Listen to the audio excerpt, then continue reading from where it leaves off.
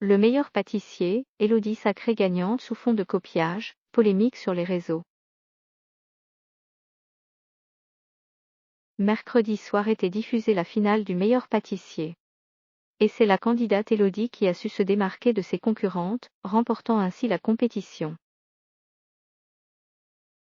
En plus d'avoir réalisé ce rêve, elle a eu l'occasion de travailler sur son premier livre de cuisine, lequel sortira très prochainement.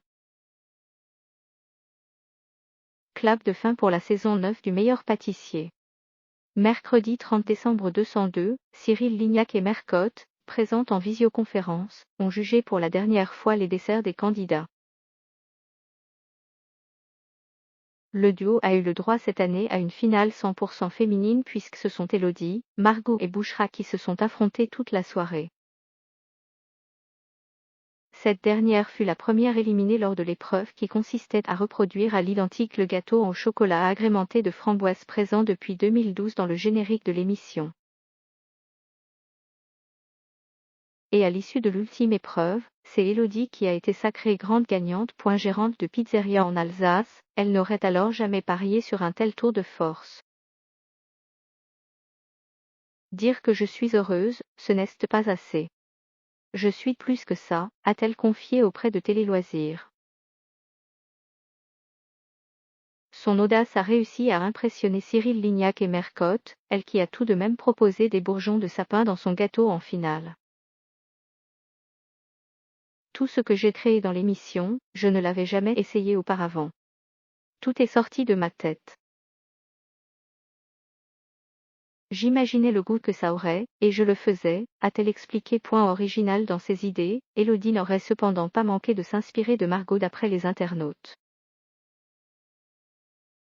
En effet, elle et Bouchra sont accusées d'avoir tout bonnement copié leur concurrente. D'un côté, Élodie a réalisé une compotée de framboises après avoir vu faire la Benjamine de la saison et de l'autre, Bouchra l'a imité lorsqu'elle a voulu reproduire la recette du gâteau qui figure originellement sur sa présentation.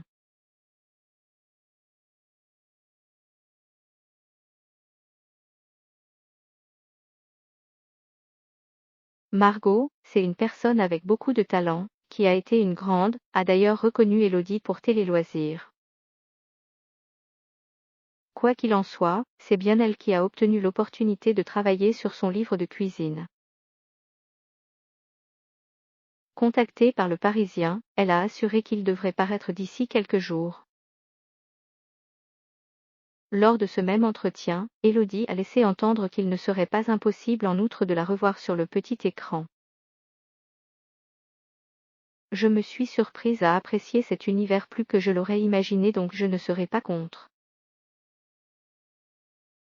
J'ai toujours rêvé de faire Koh-Lanta. Je suis une aventurière dans l'âme, donc je serai capable d'envoyer ma candidature, a-t-elle lâché.